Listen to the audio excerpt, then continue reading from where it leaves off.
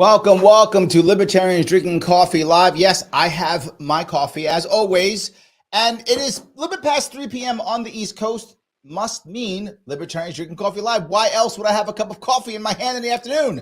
That is the reason why, of course, and I'm very lucky today. I have with me someone who is fighting the good fight, a similar fight that I am fighting in New York. He is fighting in Tennessee, the one to get on the ballot for ballot access, the one himself, Chris, the bootleg libertarian, Darnell. How are you, sir? Hi, my man. How you doing? I'm doing good, and I know in Tennessee you're having some struggles, just like I am. And if those of you want to support what Chris is doing, you can. You can check him out on Twitter at libertarian_not, because he's not a real libertarian. Of course he isn't. No one is except me. So yes, that's true. Or you can support him, of course, at PayPal at Ballot Access 2024, or just check out the Tennessee Libertarian Party page at LPTN.org. So, Chris, tell me what is going on in Tennessee. This is not a good place for us to be as libertarians. Yeah, Tennessee is not a great state. Obviously, it's not as bad as New York is, from what I hear, but it is bad. We do have a 2.5% threshold that we have to hit for signatures, which is of the last gubernatorial race. So it does fluctuate, but that is a very high threshold in a state with millions and millions of people. Yes, absolutely. So, what does that mean for you for a number of signatures? Well, before I go there, you've had issues in the past. Like, I know in the past, Tennessee has had to run paper candidates to fill bills, and had to do all types of things, try to run not as a libertarian, just to try to get into all kind of crazy stuff. Tell the audience a little bit about that. So we've so as of this last election cycle, we actually had LaMichael Wilson run as candidate for governor. The problem is he ended up having to run as an independent because the threshold is so high. There have been attempted lawsuits in the past, attempts to get signatures. The problem is as they know at the State House, the threat is just so high, it's not obtainable. We've even been reaching out to other third parties to see if they're trying anything. Even the Constitution Party isn't even trying anymore. They've just given up completely. They're like, ballot access isn't obtainable. We ain't trying anymore. Yes, I think New York has had similar issues with that too, right? We've had a lot of parties just stop, don't even bother trying anymore, because you just can't do it, right? For us, the hardest part for us, I guess, is I feel like Tennessee's always been very difficult, right? So at least you kind of knew it was going to be hard because it's always been difficult. But I feel like in New York, we had something different. We had something that was tough, but attainable. Like, it was hard, but it could be done. And so we always thought, oh, well, if we just work hard, we'll get it done. And often we did. We were usually on the ballot, even though we couldn't obtain permanent ballot status until 2018. But once we got ballot access permanently, that's when it became literally impossible. For New York State, last year was the first time in almost 80 years we did not have an independent candidate on the ballot for governor, because that's how harsh it was for us. Right now, we need to get 45,000 valid signatures, and we only have 6 weeks to do it. And we have to do it in, only 6 weeks. And it's in a time in New York State where there's still snowstorms. So it's during the spring and the winter. So there's still snowstorms in New York State at this time, right? So it's still snowstorm season. No, not the summer where we can go out and go to fairs and such. Nope. So it's just snowstorm season, 6 weeks, 45,000 valid. It is literally impossible, and the judges don't care. We went to court, I think something like 5 or 6 times appeals, 2 times and like 6 or 7 appeals, lost every single one of them. The judges did not care. And then I ran out of money, so I couldn't go to the Supreme Court. I couldn't raise the money to do it. It's tens of thousands of dollars every time you do it. I couldn't raise it. It was impossible at that point. We ran out. You guys in Tennessee, how did you handle lawsuits? So like I said, there's been attempts before, and they were quite a bit before my time with the party when they were attempted. But essentially, it's come down to there was no momentum that we see now.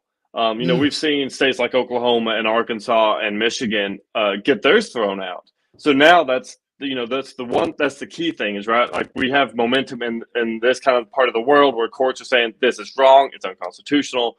That's one big issue out of the way. The second has always been money, which is obviously, why I'm here, why I'm on the circuit. I'm talking to literally anyone who will listen. to say, Yep. throw us a little bit of money, we can get this thing going. And then the last thing is something we don't talk about, I don't think enough as a party, is public support. The voice of the people will always outshadow the first two if you can get the support there. And that's why this ballot access lawsuit that I'm pushing for is very different in a lot of ways, in my opinion, because yes, I'm trying to raise money to pay for the attorneys, pay for all the legal stuff that's on the front end. But on the back end, I want to start running billboards statewide because people don't know what the laws are. They have no idea what ballot access laws look like in Tennessee or most states. You get them on your side, and it's hard to shut us down because now people are screaming, well, you guys are claiming about riots on guns. Y'all are talking about riots for whoever, at the state house, whether it's Republicans or Democrats. Why are you silencing other parties? And I've done this. I've talked to people at fairs, and when you tell them what it is, their eyes go from this to this, and they're appalled. They cannot stand for it anymore. It's funny that you said there's so many things I want to bring up with that. The first one is, I think you're totally right. We do need to have public support. You're correct. 100%. You're right. And by the way, if you guys want to support this Tennessee push, please head on over to LPTN.org. That's Libertarian Party of Tennessee.org. You can support them there directly if you want to, or you can just follow Chris if you want to on his Twitter at libertarian_not, or you can just go to PayPal at Ballot Access 2024. It's 2024 if you want to support this Tennessee push. I agree, the people, but here's my problem with people. There's a chunk of people who will get mad at us and say, Libertarians, you guys, if you just would run candidates, I'd vote for you. They say that. And I say, I can't get my candidate on the ballot for you to vote for him. You keep telling me to run a candidate. I got people who run. I can't get them on the ballot. It's impossible. Or they go, well, you should run commercials. I got to spend all my money getting petitioners. I don't have any money to spend on the commercials because all my money is spent in lawsuits. So I can't, how can I do an advertising campaign when all my money is going to the court system just so I can be listed on the ballot? How can I do that? So I think it's completely right. If more people knew, they'd be like, oh, that is unfair. I should have a right to vote for your guy. But there's a second part, though, and this is the negative part, I think, Chris. And I don't know if you hear this. I hear this in New York all the time. No, I don't want you guys in the ballot because then my guy will lose. They literally tell me that. Like when I'm doing signatures. Yes, that's a New York thing. We are very, very statist here. Like we are very statist, right? We are the least free state as ranked by Cato multiple years in a row. Take that, California. We are the worst. We are absolutely the worst. Hands down. California thought they were doing something. No. We got you beat on this one. We are the worst. So our population is like, I don't want you on the ballot. No, why? Choice. I don't want choice. I want Democrats. I don't want choice. Just tell me what to do. I don't want to think. Yeah, I don't want to think. What's wrong with you? Thinking. Who do you think you are? No, that is not an issue we have. Like, see, I'm actually really blessed in the fact that I live in the part of the world where moonshining originated and existed and still exists to this day. So the are you trying to draw me into your state, Chris? Because it's working. Oh, come on down. There's tons of space and it's super cheap. But no, I mean we grew up outrunning cops and ditching them out in fields somewhere. So the idea of fighting the state is not uncommon to a lot of people around here. Yeah, we get people from New York and California that come in and want to try and well, we should maybe no, we don't do that here. And then they kind of fall in line after a while and they're like, yeah, this is a free thing. We don't worry about that. But no, actually, what's really crazy is we actually had a lot of so we set up a booth and actually a good buddy of mine, Brian Lambert, helped run this booth a couple of years ago at the Appalachian Regional Fair. Huge fair, cost us a small fortune to run the booth.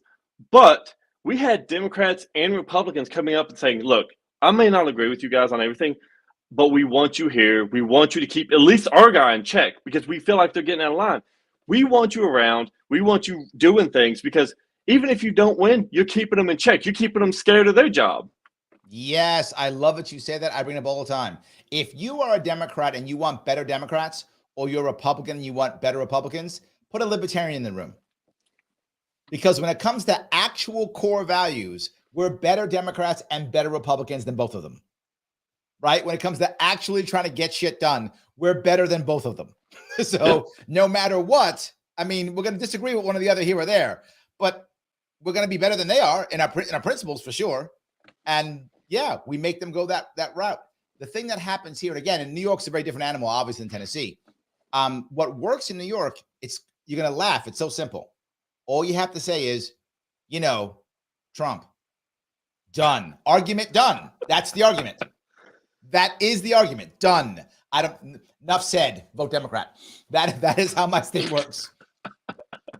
Yeah, but here's all the problems that we're having. Yeah, but Trump. Trump. Right. Yeah. Vote Democrat. That is the answer. And you might laugh at that, but if you look at what Biden's actual plan is now, that's kind of his campaign. That's how he won. It does work. It does work. I'm literally not Trump. That's what Correct. he said. And in that, he's not lying. Look at that. Biden can tell the truth. He can tell the truth. He can. He goes, I'm not Trump. That's true. Biden's not lying there. Factual. Look at that. That's factually There we correct. go. Yes. We can give credit where credit is due. He's not lying. There we go. So yeah, Republicans in Tennessee do this. They do the opposite. We're not Biden. They're like, okay, correct. Sure.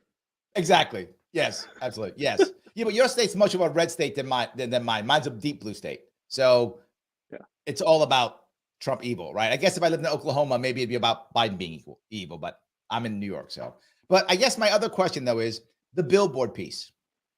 I love that idea, but the problem is, the question is, how do you use that to get people to care about a third party?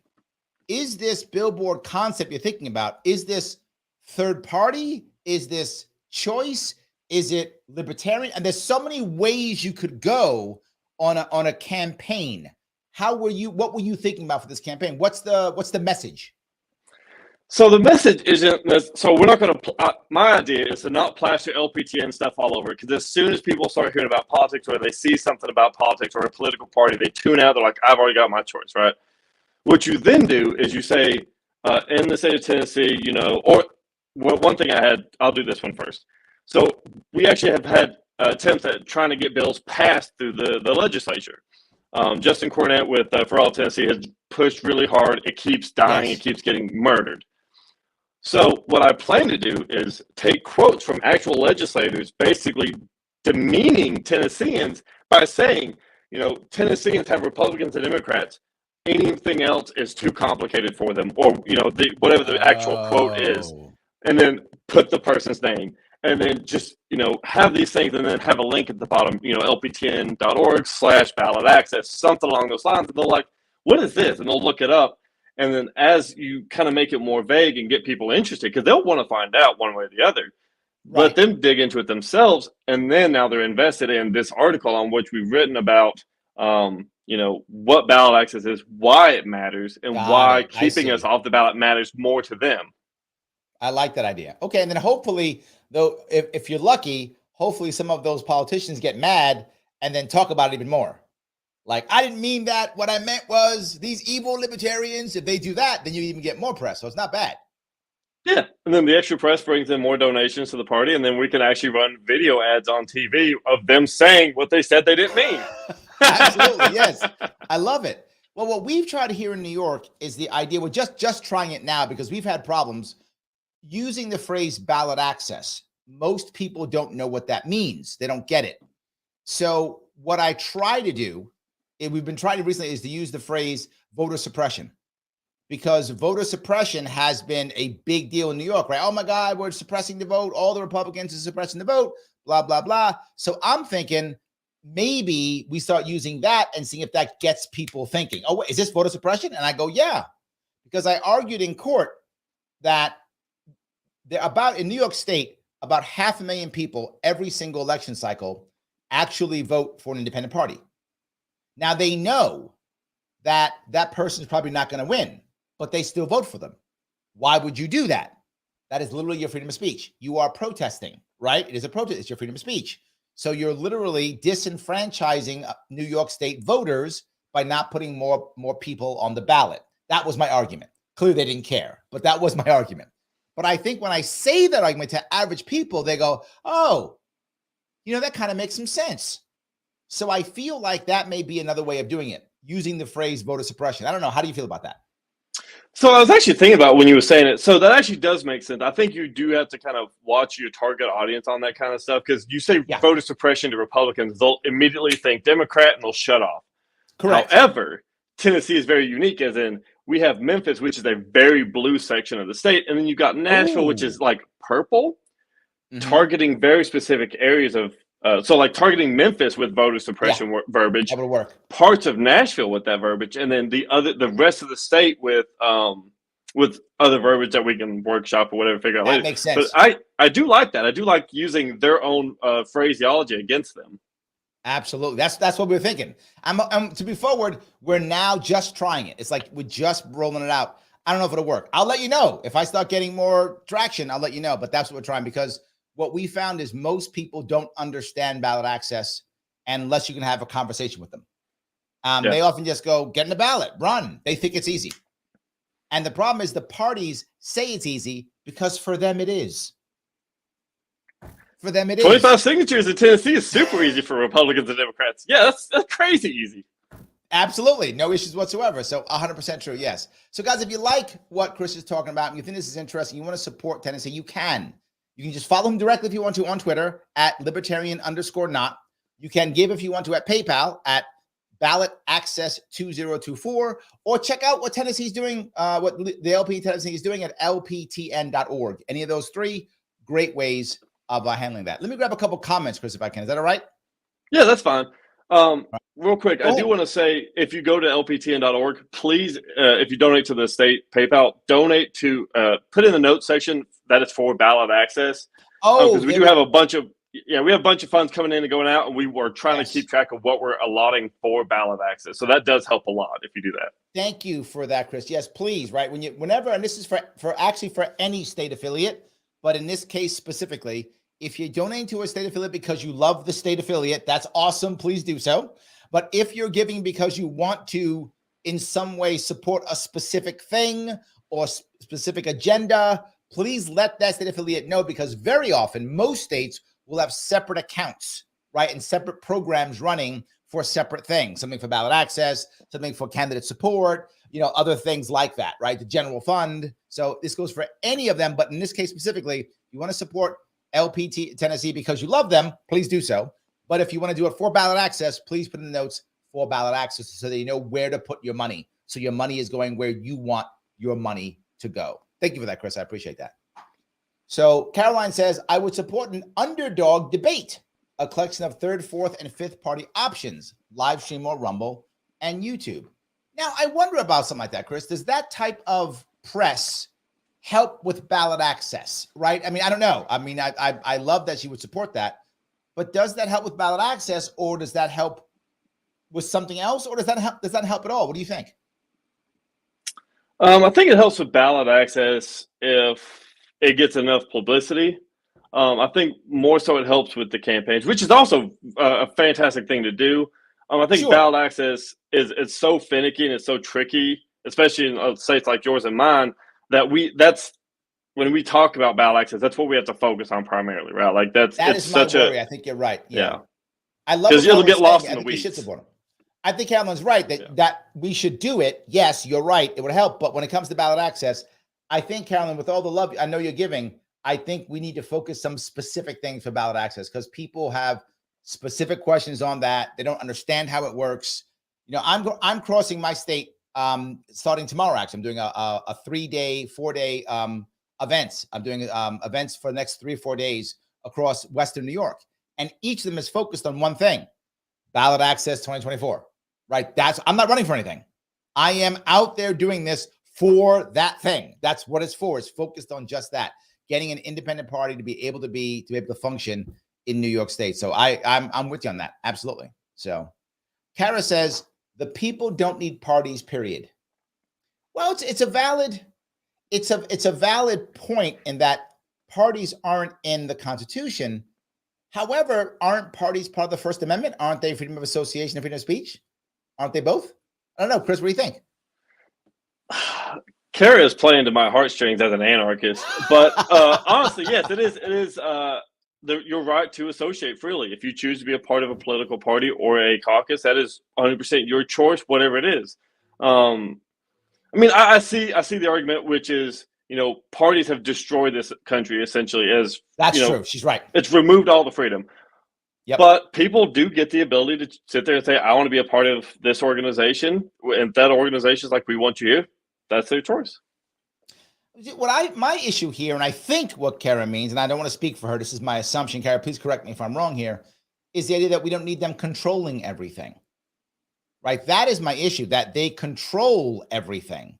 I don't mind people being part of political parties. If you think that these people think the same way you think, or you think they're valuable for whatever reason, get together, use your voice, all good. But the problem is now they run everything. So right now, in the case of political parties, they're selecting. We're not electing anybody. Our offices are all selected. It destroys democracy. So my point is they shouldn't be controlling anything because they're not in the Constitution. So if there was a part of the Constitution that said maybe, and the Democrats will run everything, I mean, we'd be destroyed. The Republicans get to run this other part of this, and here's how that works. I mean, that'd be terrible, but at least that makes sense. Now it doesn't. It's just crazy. So yes, I don't know. Yeah, I mean, I understand the purpose of parties in the original sense, right? It's a support group, people that will help work with you to get you to office. But what you're saying, and which a lot of people have forgotten, is that it morphed from that into a controlling organization that will rig elections against someone like Bernie Sanders for Hillary Clinton to make sure that their favorite person gets into power. Absolutely. Yeah. Or now you're finding last time the Republicans wouldn't let anybody debate Trump. Right? Same thing. The Republicans didn't want to run a debate Trump. Same thing. Democrats do it, Republicans do it. They all do it. 100%. Yes. So the Liberty Shamrocker, so happy to have you here. She says, how can we help get the ballot access there, bootleg? Isn't it just $5,000? Is that the number you're looking for? $5,000, Chris? Is that what it's for? So $5,000 is what pretty much gets everything started. That's what gets the attorney paid for. It's Jim Linger out of Oklahoma. This is, I think, his third or fourth ballot access lawsuit. I mean, he's basically a seasoned veteran at this point. He knows how to fill out the paperwork in his sleep. $5,000 gets us to the starting line. Honestly, and then an extra $5,000 I think helps us get through the majority of the race. We'll have to have extra funding for. We'll have to have a local attorney for, I guess, filing paperwork and stuff like that. That's what Jim has asked for. Which, hey, I'm down for getting him whatever he needs to win. But yeah, $5,000 gets us to the starting line. That's our entry fee, and then everything beyond that is pretty much the nail in the coffin for the current legislation. So how does the race look right now? Like who are your people, or who's running? Is this another governor race? Is this local races, judges? What's the race look like? So as of right now, we don't have anyone that is interested in the state level races that I know of. Like I said, we had LaMichael Wilson who ran. We had Dave Jones that actually ran last go around for state rep at the federal level. So you're looking at local races right now this year. As of right now, we have a couple of people who've talked about local races. Actually, Rob Burke has actually just had his election for Morristown very recently for mayor. But I think a lot of people just don't even want to try for state level races anymore because it's not obtainable without ballot access. So Wow, such a tough spot to be in. Absolutely. Yeah. So old Ben says, best of luck to you, Chris. In 2021, my ballot had 2 races. Each offered the voter the choice of voting for the pre-selected candidate or having no say whatever in that race, he puts in quotes. I agree. That's the party structure completely. Yes. Patty says, words matter. So voter repression or voter censorship? Oh, that's not bad. Voter censorship. People are about censorship now. That might work. Voter censorship, voter repression. I think voter censorship would trigger Republicans more than it would Democrats. I think voter suppression would trigger Democrats more because these are like keywords that each party uses to get their base going. So I think I found my phrase for Republicans. There we voter go. Censorship. Patty's brilliant. She's got it for you. Absolutely. Censorship is going to get the right going, and then suppression gets the left going. Now we're good. Now we got them both. I love it. I love that completely. So yes. Samantha says, plenty of independents we're hoping to show their true principles. I'm not sure what she meant by that. But I think I'm not sure what she means by that. Samantha, can you rephrase that in some way? Or do you know what she's saying, Chris? Yeah, I know what she's saying. That's my girlfriend. Tell me. So what she's saying is basically right now in Tennessee, they're saying, well, why don't you guys just run as independents? We're not independents. We're libertarians. That's the point. and there was Democrats and Republicans always say, why don't you just get the 25 signatures and run as an independent? Well, I say, why don't you run as an independent? Well, my party has, principles, things that we stand behind. So do we. And those are the things that we want to stand behind as well. That's why ballot access matters. That's why having that L next to your name on the ballot matters. Because without it, you're just some guy that nobody's heard of. Or are you a libertarian that's going to help free Tennessee for the future? And also, they're lying. They don't have any principles. That's true. And they're lying. They don't actually have any principles at all. Yes, that's absolutely true. So again, if you guys like what you're hearing and you want to support, please do so if you can, particularly if you live in Tennessee, right? If you live in Tennessee, I don't know why you wouldn't want to support this, right? This is good for you, whether you're a Democrat, Republican, Libertarian, whatever you might be. This is good for you no matter what. You can just follow Chris if you want to at Libertarian_not on Twitter, or you can help out with a cash donation if you can. And at the moment, there's no limit. So if you want to give 5, 10 grand, go ahead. If you that kind of money, if you're super wealthy, I hope you are. That's awesome. But if not, 10, 25 bucks does just fine. 50 bucks, just great. If you can put a little bit of cash in, it will help every little bit you can. It's all good. You can go via PayPal if you want at Ballot Access 2024, or just head over to LPTN.org, support the Libertarian Party of Tennessee, and please, in the memo, put where you want it to go. Is this for ballot access? Put that in there so they know you want this to go. Your money goes towards ballot access, whatever that is. So tell me what you think the future looks like, Chris. What do you think is going to be happening up here? Give me your idea of the future. Are you going to have a couple wins? Not a couple wins? Maybe? What do you think? So here's my vision for the future, right? And this is actually why I say, even if you don't live in Tennessee, here's why it's important to donate to this. This isn't just about Tennessee. This is about every state who doesn't currently have ballot access. Because the more states that we can get to nullify these horse crap laws, the more states we can get to follow suit. Tennessee is following in someone else's footsteps. Michigan, we're following Oklahoma and Arkansas. Who's to say Ohio or New York doesn't follow us next, because the precedent's being set state to state to state. We've seen Georgia fight it. Georgia fought it, 4 years ago? And it cost them $10,000, $20,000. We're able to do it for much less now because the precedent's been set. So that's the idea, is that this becomes a domino effect that pushes other states into these lawsuits much easier. And I know New York's done it before, but the precedent being set doesn't mean that it can't happen again or for less in the future. And that's the goal, or even push it all the way to Supreme Court and nullify them nationwide, because this isn't just a states' rights issue. This is a people's issue. This is a right of the individual to choose who they want on the ballot and who they want to vote for, and they don't have that right now. I completely agree, and I got to tell you, it cost me 6 figures last year to lose. 6 figures to lose. So $5,000, that's nothing. That's good to go. I wish it was $5,000, but I got to go further. You said you want to go to the Supreme Court if you have to. Yeah, that's why I have to raise.